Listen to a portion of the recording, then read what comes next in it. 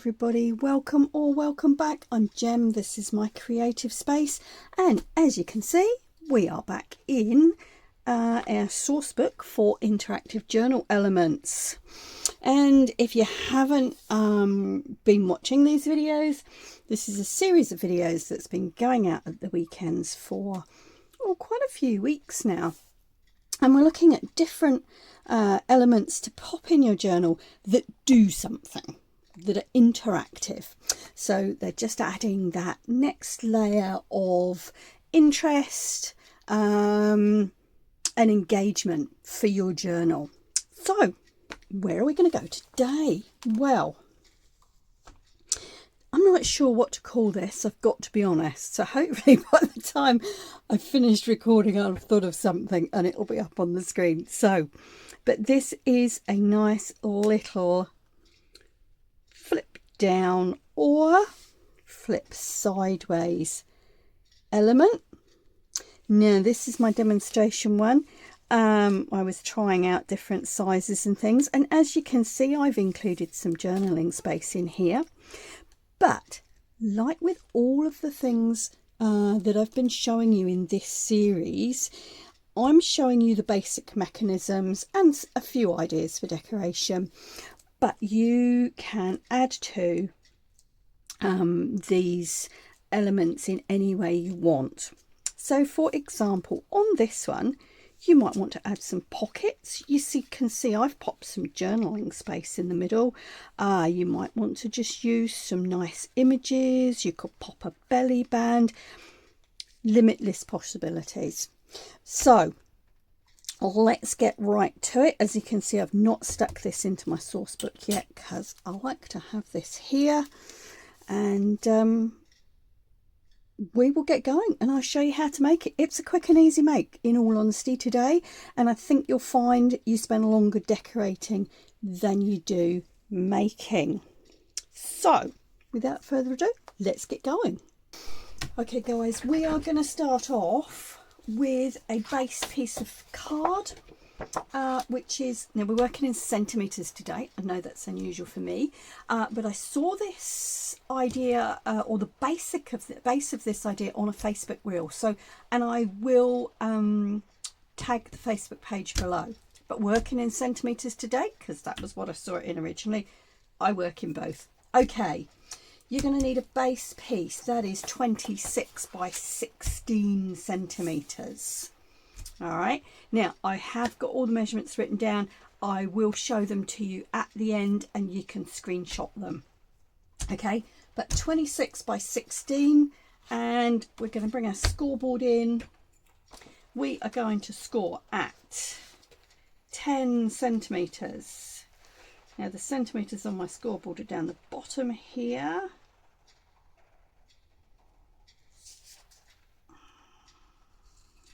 There, it's just under 4 inches on this scoreboard. This score was not terribly accurate for centimeters, I have to say, but we'll work with it. All right, so 10 centimeters is your first score. Your next score, and I have to do this because I've only got a little scoreboard, is going to be at 5 centimeters.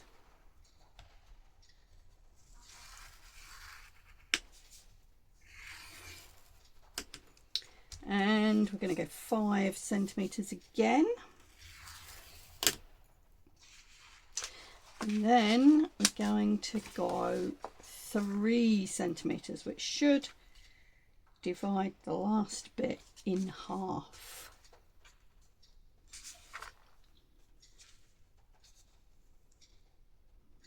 Okay.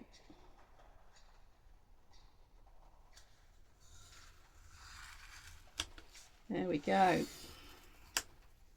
All right, so we're going 10, 5, 5 and 3. All right, now with the right side facing you, you're going to make the first fold up. Where's my bone folder? There it is. You're going to come down with the next fold, up the next fold and down with the last one. And what you will see is there is your base.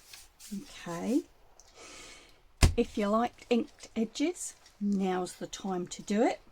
So I'm going to go away and do that, and I'll be right back. All right guys, that's all inked. Now the next thing we need to do is to cut these pieces, so the patterns that you want on the base.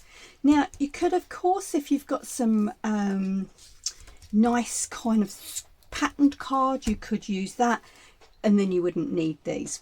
But if you're going to stick patterns on, what I did was to cut them 1 centimetre smaller than the base pieces that I'm sticking them on.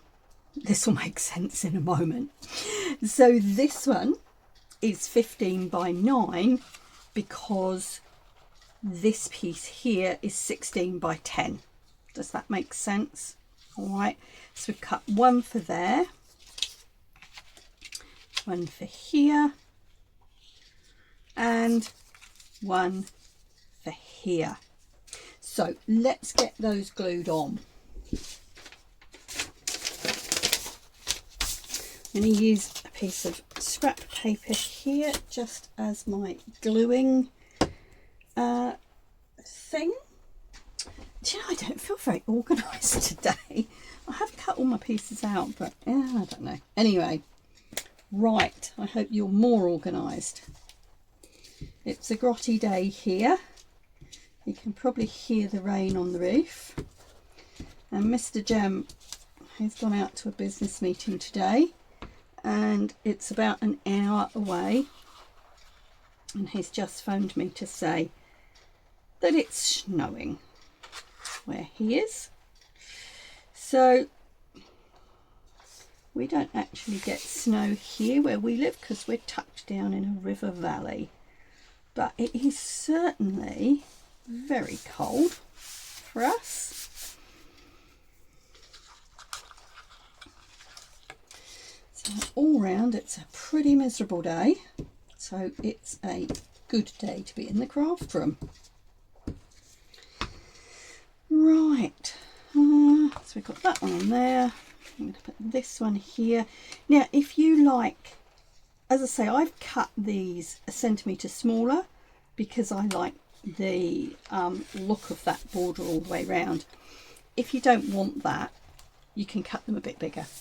You know, this is another one of those projects where you can upscale. So you could do this any size you like, really, and you can also adapt to your own personal preferences. I feel like I say that every week when I make these, but you know, I try to offer things that you can adapt and fit to your style and your preferences. Now what I did do, having said to you these are 1 centimetre smaller all round, this bottom one is only 1/2 centimetre smaller that way, so it's 15 by 2.5, because I wanted a little bit less of a border on that front piece. But again, entirely up to you, and I will give you all the measurements later. All right, that's our base done. We're going to now do these squares. So you will need 3 base squares, and you will want those to be 11 centimetres square, 10 centimetres square, and 9 centimetres square. And you will need to think about whatever you're going to put on them. So whether you want journaling space, or whether you want attractive images, whether you want a background that you can add things to, but you need to cut those squares as well. I've cut those squares 1/2 centimetre smaller than the base. Okay, so let me show you. This one's 11, therefore the mat to go on it is 10.5 centimetres square. This one's 10, the mat's 9.5, This one's 9, the mat's 8.5. All right, so next thing we need to do, let's glue those on.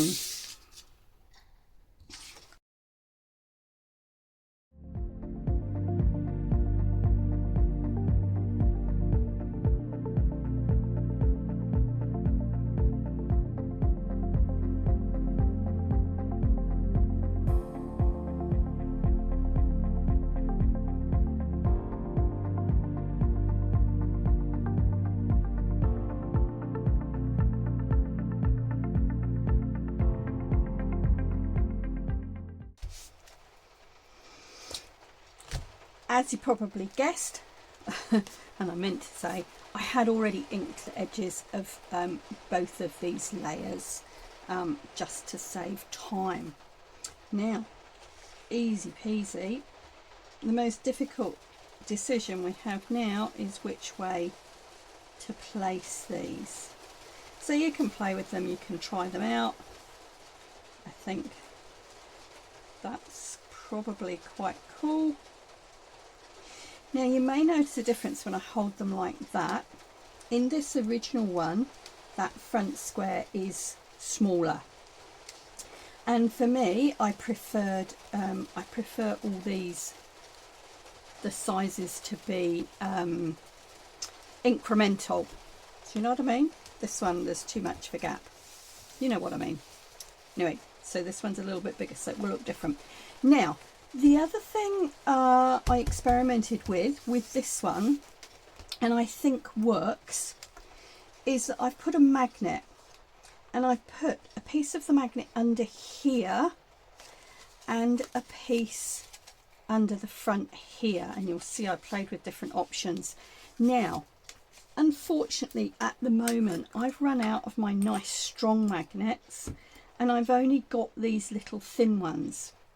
And to be honest with you, they're not really strong enough for this card. But the idea is that you put one underneath and one here, and it holds this piece together. So I will put one in just to show you where I'm putting them. But in all honesty, I would work with some stronger ones, and I just don't have any at the moment. The other thing that you could do, and actually I might do that instead on this one. Where are they? Here we go. There's also, I've got some Velcro dots, because what I found when I made these, you need to use a reasonable strength of card for the base, because it gets quite a lot of wear and tear. You're folding and unfolding all the time. If you've got something that's too flimsy, it's going to break. However, when you use the thicker card, it doesn't always stay flat. So my idea, as I say, was to use the magnet, and I literally, before I glued this on, I put one under there, and then at the front I put one under the front flap, so that they should sit over the top of each other and hold that down. But as you will see, these are silly little thin ones that, well, they're not silly little thin ones, but they're not designed for thick card like this. So the other thing we could do, if you didn't mind seeing them, you could add a Velcro dot in here and in here. You could put them on the side, or you could put them in the middle. So you could use those like that. I've got these really cool little ones. That would hold them down. The other thing I did think about is you could have, if you had a coordinating hidden paper clip, you could also use that on these two layers to hold them flat. So see what you've got, see what your personal preference is. You may find that if you squashed this under a book overnight, it might lay flatter without any assistance. but I'm actually not going to waste a magnet because the ones I have are not strong enough, as I say. All right, but let me show you how to put this together. So the easiest way to do this is for your first one, you want to measure across, and we know that this is 16, so you want to measure across 8 centimetres and just put a little pencil mark in the middle there, and that's going to give you your middle point. So then we're going to put some glue. Now with this first one, you can glue right up to the points. Now I am going to use a stronger glue for these. As you saw, I was using my glue stick up until now because I was just gluing paper to card. I'm now, as I say, going to use a slightly stronger glue. Right, there we go. Now we're going that way up. So we're going to line this point up with our middle mark and bring it just above. So you're looking at about 2 mils above that fold line. Oh, glue everywhere today, excuse me.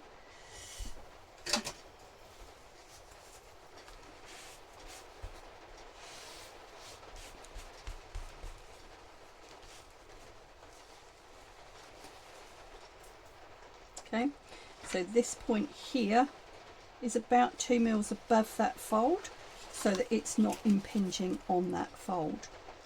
Now once you've got that first one in the right place, the rest are easy, because your second one you're going to line up with that first one. Okay, now I found if I sort of lined it up like that,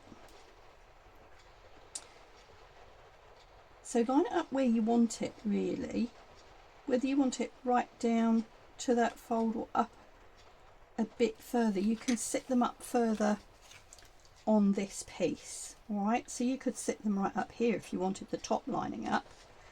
I like to have them just about there so that these sides are lining up and you've got the other one visible underneath.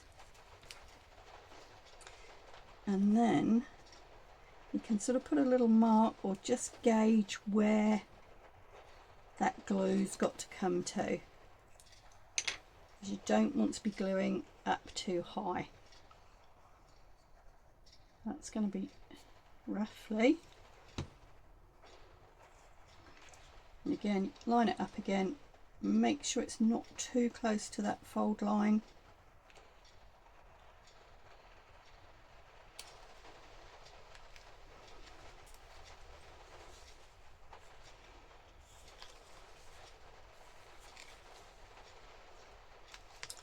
And we're going to do it so you can just check, make sure no glue's coming out behind. Do exactly the same with this one. Now again with this one, if you want it down here, if you want it up here, you know, put it where you want it, what appeals to you. And this one we don't have to worry about impinging on the fold.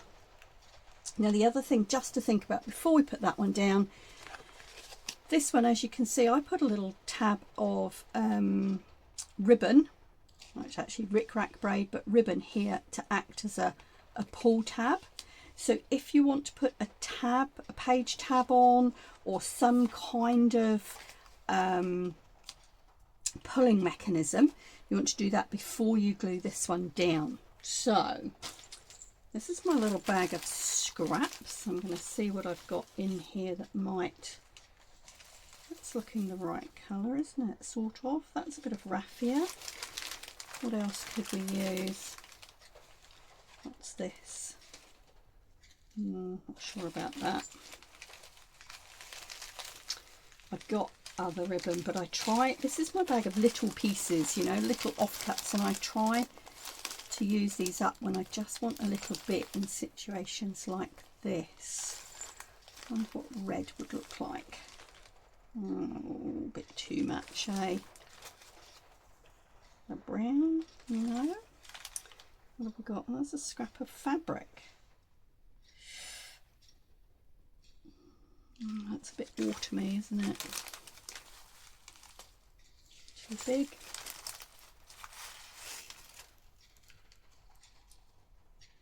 Too blue. It looks like we might be out of luck in the scrap bag. All right, I'm going to go and dig in my ribbon drawer and... oh, what's that? Oh no, we tried that.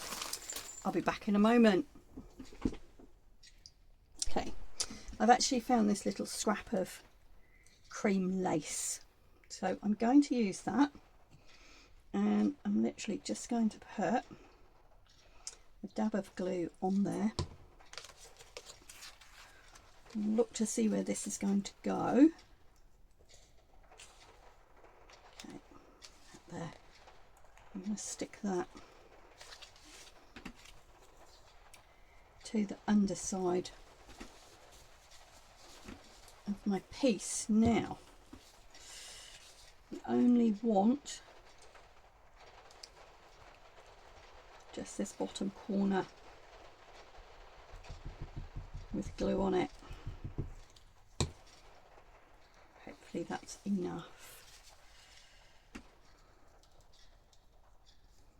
This way a bit.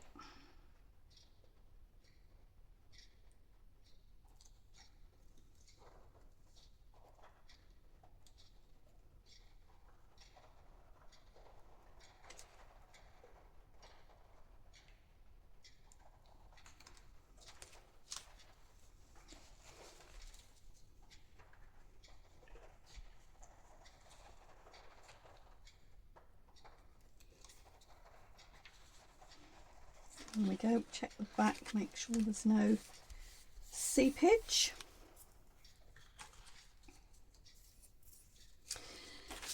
And in all honesty guys, that's it. I won't pull that for a moment until it dries. There's your flip out. All right, now I envisage this being stuck into a journal, this piece stuck in, and then it provides this little pull out. You see all of that. It's probably better if I do it this way, isn't it? And I think you could go either way. And it pulls out. As I say, you could have journaling space, you could have some pockets, you could have other decorative elements on there.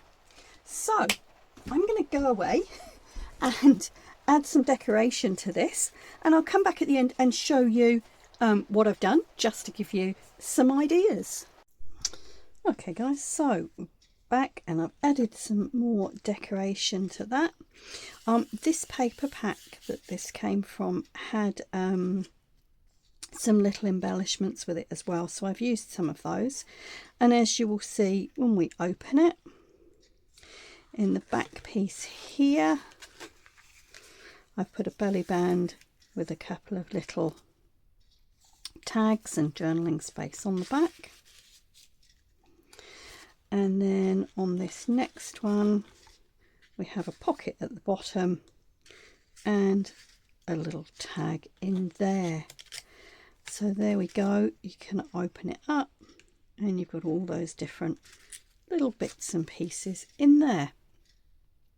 So that's us for today. What I will do is just pop this there, and then you can screenshot that if you want to. So we've got, this is all measurements in centimetres. We've got the base piece, the squares, the patterns for the base, which are these pieces, and the patterns for the squares, which are these pieces. So you can screenshot that.